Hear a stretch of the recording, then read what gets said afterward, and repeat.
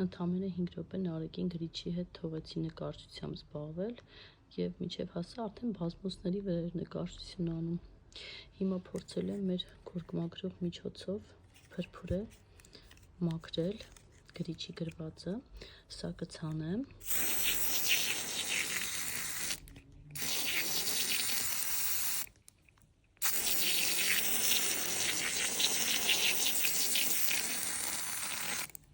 Կթողնեմ 1-ից 3 րոպե մնա, այնուհետև 4 զբունգով կմաքրեմ։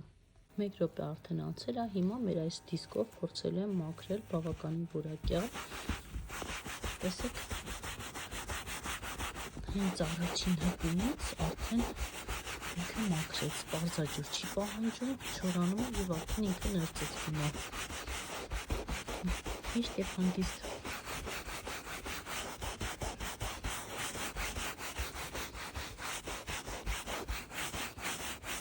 Ահա վերջնական արդյունքը, մնում է չորանը։